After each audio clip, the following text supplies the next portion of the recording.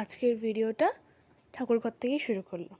তোমাদেরকে আমি আগের ভিডিওতে জানিয়েছিলাম না যে আজকে আমাদের বাড়িতে পাতা লক্ষ্মী পুজো, তো সেটাই হচ্ছে আর কি।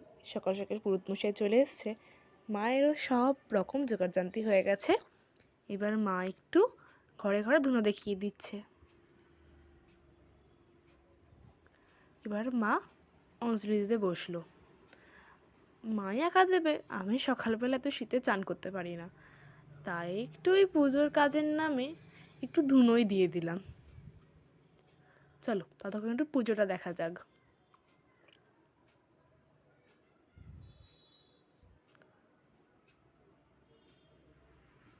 পুজো হয়ে গেছে, তাই তোমাদেরকে নিয়ে এলাম আমার মায়ের সাধের ঠাকুর ঘরে। মা ওটাটা একাই সাজায়, একাই রাখে, একাই পরিচর্যা করে। দেখো তো পাতা লক্ষ্মীটা কেমন হয়েছে, ঠিকঠাক হয়েছে তো? তোমাদের কাদের কাদের বাড়িতে হয়েছে তারা অবশ্যই কমেন্টে জানাতে পারো। পুজো হয়ে গেছে, এবার ফল খাবার পালা। মা সকালে ফল কেটেই পুজো দিয়েছে, তবে সকাল সকাল অতগুলো ফল একা হাতে কাটাটা সম্ভব হয়নি, তাই আমি কিছু ছিল সেগুলো সব কেটে নিয়ে বাকিদের প্রসাদগুলো দিয়ে এলাম।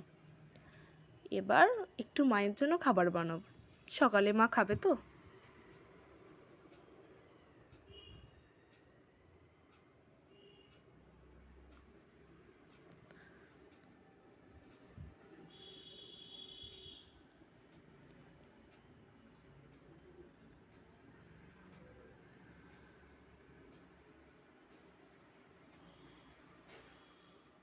খাবার তরকারি বানানো হয়ে গেছে, এবার হবে লুচি। লুচি আমি করতে পারি না, তবে মাই সব করে রাখে, মানে ওই আটা মাখা সমস্তটাই আর কি। লুচিতে যা যা করতে হয়, আমি শুধু ওই একটু ওই লেচিগুলো গোল গোল করে দিই। মায়ের একটু সাহায্য হয়, মা বলে তুই আমার যেটুকু করে দিস আমার তাতেই অনেক হেল্প হয়। তোমাদেরকে আগের দিন বলছিলাম না, ওই মায়ের মন রাখার জন্য সব বেলা হয়ে গেছে, এবার ভাজার পালা। আমি অবশ্য সবগুলো ভাজবো না, তোমরা ভেবো না যেন।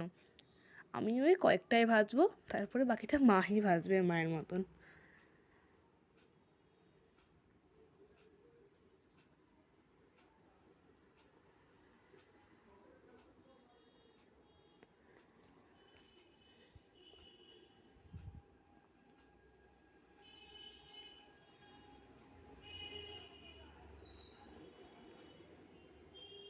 ভাজা হয়ে গেছে, এবার খাওয়ার পালা।